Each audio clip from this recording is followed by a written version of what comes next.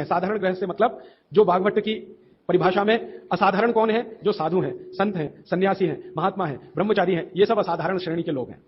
आप जो है साधारण श्रेणी में आते हैं। तो साधारण श्रेणी के लोगों को जीवन भर बिना रोग के जीवन बिताना, बिना डॉक्टर की मदद के अपनी जिंदगी को चलाना, बिना विशेषज्ञ की मदद के अपने जीवन को चलाना, उसके लिए उन्होंने जो कुछ कहा वो मैंने पिछले 7 दिन में अलग अलग समय पर आपको बताया। आज फिर उसको कह रहा हूं, रिपीटिशन कर रहा हूं ताकि याद रहे।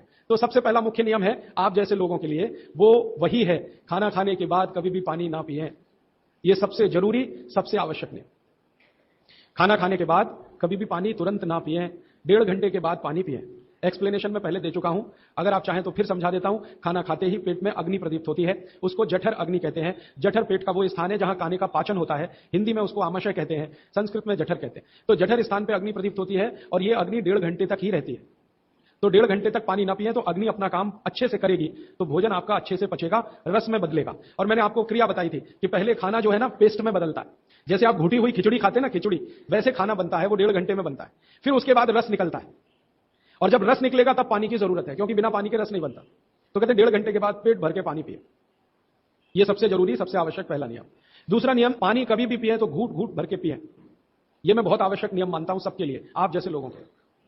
आप में से थोड़ा अगर किसी को भी धीरज हो, धैर्य अपने जीवन में, तो आप ये चालू कर दीजिए, पानी घूट घूट घूट, जितना कम से कम 1 घूट में पानी पी सके उतना, और मुंह में घुमा घुमा के ऐसे ऐसे कर आप 6 महीने बाद देखना, 6 महीने बाद आपके शरीर की पूरी बायोकेमिस्ट्री बदल जाएगी। सबसे पहली चीज जो आप महसूस करेंगे, आप कहेंगे मैं पहले से ज्यादा फ्रेश हूं, आप कहेंगे मैं पहले से ज्यादा हल्का हो गया, माने वजन कम हो गया, आप कहेंगे पहले से अच्छी नींद आ रही है, आप कहेंगे पहले से अच्छा खाना हजम हो रहा है, आप कहेंगे पहले से ज्यादा मेरे दर्द कम हो गए, जो घुटनों का, कमर का, कंधे का, जगह जगह, आप कहेंगे चक्कर आना बंद हो गया, आप कहेंगे सुबह सुबह उठकर सिर का दर्द कम हो गया। ऐसी 85 बातें आप खुद कहेंगे 6 महीने के बाद। आप करिए इसको। मैंने तो कई लोगों को बताया साल साल भर से कर रहे हैं, 1.5 साल से कर रहे हैं। मैंने आपको एक उदाहरण दिया था, हमारा एक सहयोगी है, कल बेंगलोर में 140 किलो का था, 1 सवा साल से घूट घूट पानी पी रहा है, अभी 70 किलो का है। कोई आसन नहीं करता, कोई प्राणायाम नहीं करता, जिम में नहीं जाता, कोई एक्सरसाइज नहीं करता, क्योंकि उसको फुर्सत भी नहीं है, आईटी कंपनी में काम करता है। लेकिन इतना जरूर करता है, पानी जब भी पिएगा घूट घूट पिएगा, खाने के 1.5 घंटे बाद ही पिएगा। यह अद्भुत है। इस नियम को मैंने हजारों लोगों पे करके देखा है, एकदम एक्सीलेंट रिजल्ट है, कई बार तो चमत्कारिक रिजल्ट है। और कारण उसका क्या है? कारण उसका एक ही है कि घूट घूट पानी पीने से ज्यादा लार पेट में जाती है। पेट को हमेशा लार की जरूरत है, क्योंकि यहां एसिड बन रहा है। एसिड खाने के समय में जो निकले तो खाना पचे, खाने के आगे पीछे जो एसिड निकलता है वो डाइल्यूट होना ही चाहिए, नहीं तो वो पूरे रक्त में जाकर उसकी एसिडिटी बढ़ा देता है। और वही एसिडिटी है जो आपको हार्ट अटैक लाती है, कार्डियक अरेस्ट की तरफ ले जाती है, ब्रेन हेमरेज करा देती है, पैरालाइज्ड हो जाते हैं आप, गंभीर से गंभीर रोग इसी एक नियम के ना होने से होते। आप पानी गटागट गटागट जो पी रहे हैं, यही एक छोटी सी गलती जिंदगी में आपको सबसे भारी पड़ेगी। ठीक है? तो पहला नियम मैंने आपके लिए कि पानी खाने के 1.5 घंटे बाद पीना, हमेशा पानी घूट घूट भर के घुमा घुमा के पीना है। सुबह का पानी हो या दोपहर का, शाम का, जब भी पिए घूट घूट भर के। पानी कैसे पिए? तो इन्होंने कहा ऐसे करके पिए। ये अच्छा नहीं है, आपके लिए अच्छा नहीं। आपको पानी हमेशा पीना है तो शरीर के नजदीक रख के ही पानी पिए। हमारे भारत में, मैं आपको एक बात ऐसी कहता हूं जो थोड़ी सी हटकर है, लेकिन आपको समझाने में मदद करे। भारत में हजारों साल की जो सभ्यता है, गिलास नहीं है। ये गिलास जो है ना विदेशी है, गिलास भारत का नहीं है। ये गिलास जो है ना यूरोप से आया, और यूरोप में पुर्तगाल से आया। ये पुर्तगाली जब हमारे देश में घुस गए तब से गिलास में हम फंस गए। गिलास अपना नहीं है, लोटा है, लोटा। लोटा और गिलास का अंतर आप, लोटा है और लोटा कभी भी एक रेखीय नहीं होता, वो ऐसे ऐसे ऐसे ऐसे होता है। तो भागवत जी कहते हैं कि जो बर्तन एक रेखीय हैं उनका त्याज्य करें, वो है नहीं, अच्छे काम के नहीं है। तो गिलास का पानी पीना अच्छा नहीं माना जाता, तो लोटे का पानी पीना अच्छा माना जाता है। अब आप बोलेंगे जी क्या फर्क है? फर्क सीधा सा है, पानी के बारे में मैं बता चुका हूं। पानी को जहां धारण किया जाए वैसे गुण उसमें आते हैं। पानी अपने गुण कुछ नहीं है, जहां दे दो वही गुण हो जाते हैं। दही में मिला दो तो छाछ में बन गया, वो दही का गुण ले लेगा, पानी खत्म हो गया। दूध में मिलाया तो दूध का गुण। तो लोटे में पानी जो रखा तो पात्र का गुण आएगा, लोटे का। अब लोटे का गुण क्या? लोटा गोल है ना, गोल है ना। और आप थोड़ा गणित अगर समझते हैं और विज्ञान समझते हैं तो हर गोल चीज का सरफेस टेंशन कम रहता है।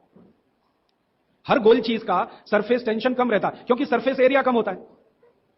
हर गोल चीज का चूंकि सरफेस एरिया कम है इसलिए सरफेस टेंशन कम है। इसको हिंदी में प्रश्न तनाव कहते हैं। हर गोल चीज का सरफेस एरिया कम है तो सरफेस टेंशन कम है, और सरफेस टेंशन कम है तो जो पानी उसमें है उसका भी सरफेस टेंशन कम है। तो कम सरफेस टेंशन का पानी ही आपके लिए सबसे ज्यादा उपयोगी है। अगर सरफेस टेंशन बढ़ा हुआ पानी आप पिएंगे तो बहुत तकलीफ करने वाला है। सरफेस टेंशन बढ़ी हुई कोई भी चीज आप खाएंगे तो तकलीफ करने वाली है, क्योंकि उसमें शरीर को तकलीफ देने वाला एक्स्ट्रा प्रेशर आता है। तो गिलास का पानी और लोटे के पानी में जमीन आसमान का अंतर। इसी तरह से कुएं का पानी, कुआं गोल है ना, सबसे अच्छा। ये सारे साधु संत कुएं का ही पानी पीते हैं, आप जानते हैं ना। मिले तो बिहार कर जाते हैं, जहां कुआं मिलेगा वहां पिएंगे। देखा ना आपने साधु संत, वो कुएं का पानी उनके लिए सर्वश्रेष्ठ है, क्योंकि कुआं गोल है, कुएं की सरकमफरेंस कम है और सरफेस एरिया कम है, इसलिए सरफेस टेंशन कम है। और सरफेस टेंशन कम होने से क्या होता है, पानी का एक गुण बहुत लंबे समय तक जीवित रहे। पानी का सबसे बड़ा गुण है सफाई करना। अब आपके लिए वो गुण कैसे काम में आ रहा है वो जरा देखिए। आपकी बड़ी आंत है और छोटी आंत है, आप जानते हैं कि उसमें मेम्ब्रेन है, कचरा उसी में जाके फंसता है, तो इसको निकाल निकाल के बाहर लाना पड़ता है। ये तभी संभव है जब सरफेस टेंशन कम वाला पानी आप पी रहे हैं। तो अगर सरफेस टेंशन बढ़ा हुआ पानी है तो ये कचरा बाहर नहीं निकालेगा। मैं इसको एक दूसरे तरह से समझाता हूं, कॉम्प्लिकेशन है लेकिन सरल समझा रहा हूं। आप एक एक्सपेरिमेंट करिए, आज घर जाइए और दूध लेके चेहरे पे लगाइए थोड़ी देर, और 5 मिनट बाद रुई से पूछिए, तो रुई काली हो गई है ना। कैसे? अंदर का कचरा और गंदगी बाहर आया। कैसे बाहर आया? वो दूध ने बाहर लाया। अब दूध कैसे बाहर लाता है? दूध का सरफेस टेंशन सभी वस्तुओं में सबसे कम है। तो जैसे दूध आपने अप्लाई किया, दूध ने इस त्वचा के सरफेस टेंशन को कम कर दिया, क्योंकि जो वस्तु का जो गुण है दूसरे पर लगाओ तो वैसा ही आएगा। तो यहां दूध ने सरफेस टेंशन कम किया तो त्वचा थोड़ी सी खुल गई, और त्वचा खुली तो अंदर का कचरा बाहर निकल गया।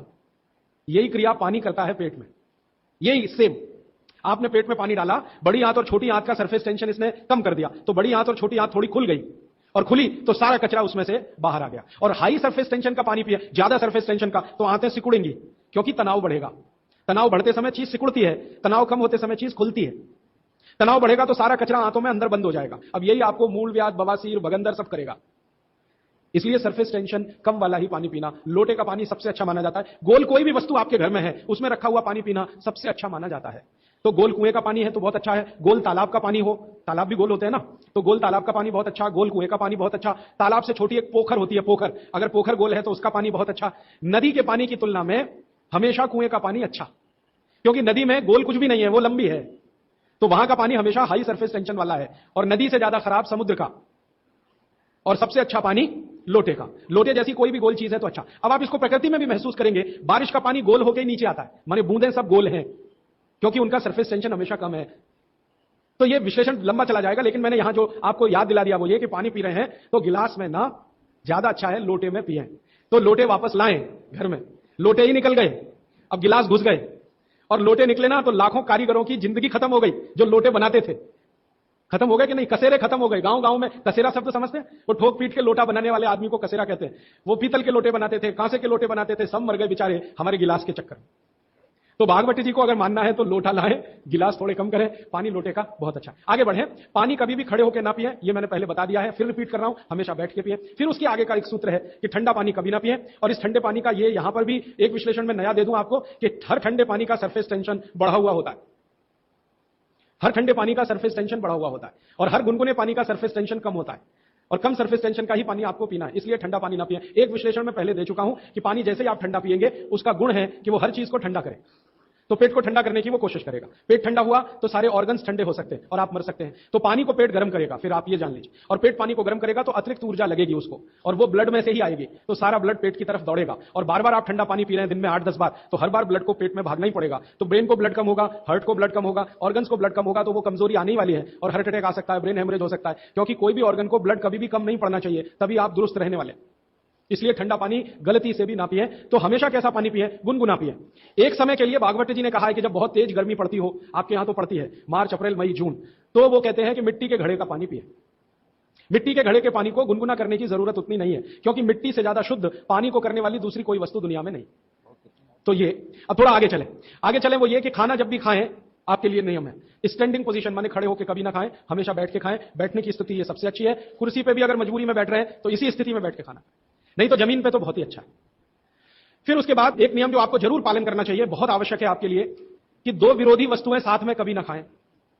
आप जैन हैं तो आपको तो सब अच्छे से समझता, भक्ष और अभक्ष का ज्ञान सभी साधु महाराज देते हैं, साध्वी जी देते हैं। दूसरे लोगों के लिए कह दूं, दूध और दही साथ में नहीं खा सकते, विपरीत है। हालांकि दूध से ही दही बनता है, लेकिन दूध और दही की प्रकृति एकदम अलग है। दूध कुछ और काम करता है, दही बिल्कुल अलग काम। तो दूध दही साथ में ना खाएं। दूध और दही की बनाई हुई कोई भी वस्तु साथ में ना खाएं। खीर खा रहे हैं तो दूध की है तो कड़ी नहीं खा सकते, कड़ी खा रहे हैं तो दही की है तो खीर नहीं खा सकते। कुछ भी ऐसी वस्तु जिसमें दूध और दही उपयोग है वो साथ में नहीं। एक इसी तरह से शहद और घी आपके लिए बिल्कुल वर्जित है, आप बिल्कुल साथ में ना खाएं। शहद अलग खाएं, घी अलग खाएं। शहद ना खाएं तो भी चलेगा, गुड़ खाएं। अच्छा, ये बड़ी विचित्र स्थिति है, गुड़ और घी साथ में जरूर खाएं, शहद घी साथ में ना खाएं। गुड़ को बेहतर तरीके से अगर खाना चाहते हैं, गुड़ तो वैसे ही सबसे बेहतरीन चीज है दुनिया की, लेकिन और बेहतर बनाना चाहते हैं तो उसमें जरूर घी मिला के खाएं। तो गुड़ घी चलता है, शहद घी नहीं कभी भी। इसी तरह का एक नियम है कि जैक फ्रूट माने फणस, कटहल दूध के साथ सबसे खतरनाक है। और मैंने कहा खट्टे फल जितने भी हैं संतरा है, मौसमी है, वगैरह वगैरह, ये दूध के साथ बिल्कुल नहीं चल सकते। एक ही फल है, बागवती जी कह रहे हैं, जो खट्टा भी है और दूध के साथ जरूर खाएं, वो आंवला है। आंवला ये जरूर दूध के साथ खाएं। इसके आगे का एक नियम है, वो द्विदल वाला एक नियम तो बता ही दिया, द्विदल और दही ना खाएं, और मजबूरी है कोई खाने की तो दही को गर्म करें, माने बघारें, तासीर उसकी गर्म करें, फिर आप खाएं, नहीं तो नहीं खाएं तो अच्छा है। द्विदल खा रहे हैं तो 1-1.5 घंटे बाद दही खाएं। छाछ अगर खा रहे हैं द्विदल के साथ तो 1-8 घंटे के बाद पी लें, और अगर पीनी ही है तुरंत, प्यास नहीं रुक रही है, तो छाछ को बघारें, माने उसमें अजवाइन हो, थोड़ा जीरा हो, हींग हो, उसका छोंक लगाएं तो उसकी तासीर बदलती है, तो आप ले सकते हैं। और इसके आगे का एक नियम कि सुबह का खाना 9:30-10 बजे तक, क्योंकि उस समय जठर अग्नि सबसे ज्यादा तीव्र है, और शाम का खाना 5-6 बजे तक।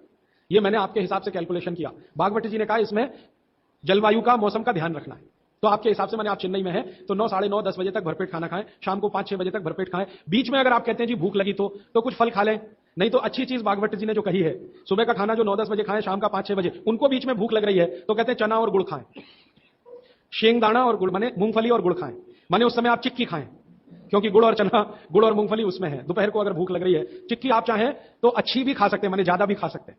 बस एक ही तकलीफ ध्यान में रखें कि जब चिक्की और गुड़ ज्यादा हो जाए तो थोड़ी सोंठ चाट लें या थोड़ी सोंठ खा लें, तो उसका जो तासीर है वो तुरंत बदल जाता है। नहीं तो ज्यादा चिक्की खा ली तो नाक में से खून आ सकता है, तो नाक से खून ना आए, थोड़ी सोंठ या अदरक, सोंठ इस्तेमाल करते हैं तो सोंठ, नहीं तो अदरक, उसके साथ लें। फिर आगे भागवती जी कहते हैं कि आपके भोजन का आपके जो वातावरण से बहुत रिश्ता है, आप जिस वातावरण में रह रहे हैं उसका ध्यान हमेशा रखें।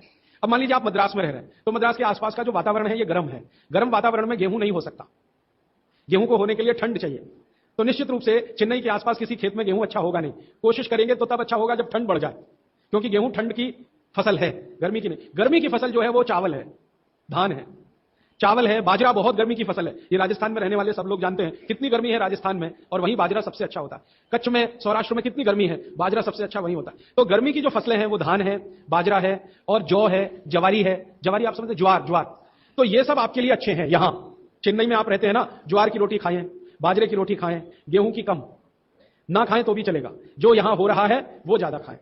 अब आप बोलेंगे गर्मी में भी बाजरे की रोटी खाएं, ना खाएं, क्योंकि बाजरा वैसे तो गर्म है, लेकिन गर्मी में भी खाना है। मान लो आपको स्वाद है, छूट नहीं रहा है, जगह छूट गई है, स्वाद नहीं छूटता, मन हमारा अभी भी राजस्थान में है या कच्छ में है या सौराष्ट्र में, कुछ मजबूरी है कि हम यहां रह रहे हैं। अगर ये मजबूरी खत्म हो जाए तो आप सब भागेंगे यहां से। मजबूरी कैसी, कच्छ में, सौराष्ट्र में इतना ही पैसा आ जाए तो आप सब चले जाएंगे, क्योंकि मन जो है ना छूटता नहीं है, स्थान से लगा रहता है, स्वाद मन के साथ जुड़ा हुआ है। तो स्वाद के लिए अगर बाजरा खाना चाहते हैं तो बिना गुड़ के ना खाएं। यहां पर चेन्नई में गुड़ और घी के साथ बाजरे की रोटी आप खा सकते हैं, गुड़ और घी के साथ जवारी की रोटी आप खा सकते हैं। ज्यादा आप खाएं तो चावल आपके लिए, धान जो यहां होता है वो सबसे अच्छा है। तो तासीर ध्यान रखें, आबो हवा का ध्यान रखें, वातावरण का ध्यान रखें, हर बनाते समय भोजन में और खाते समय भोजन में।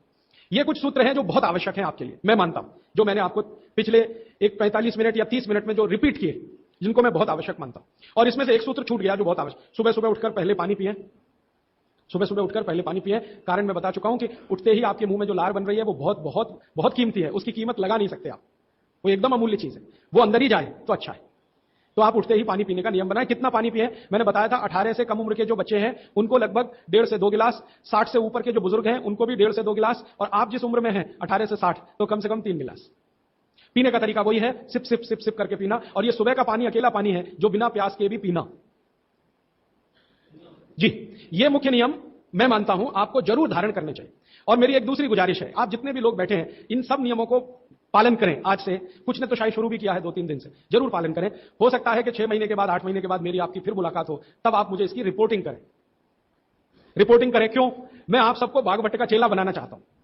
मैं ये चाहता हूं, मैं विनम्रतापूर्वक कह रहा हूं, मैं ये चाहता हूं कि जो ज्ञान मैंने 6 साल में लिया, ये साल भर में आपके पास पूरा पहुंच जाए। क्यों? आप तो इसको अपने जीवन में पालन करके स्वस्थ रह सकते हैं, अपने परिवार को भी रख सकते हैं और पड़ोसियों को भी रख सकते हैं। और भागवत ने कहा है कि जो अपने दुखों को दूर कर ले और दूसरों के दुखों को दूर करने का काम करे, वही मोक्ष का भागी है, माने भागीदार हो सकता है। तो मैं चाहता हूं आप सब मेरे साथ मोक्ष में चलें, वहां भी हम यही करेंगे, तो आप अच्छे हो जाएंगे, देश भी अच्छा हो जाएगा। ये कहकर मैं प्रश्नों की तरफ चल रहा हूं।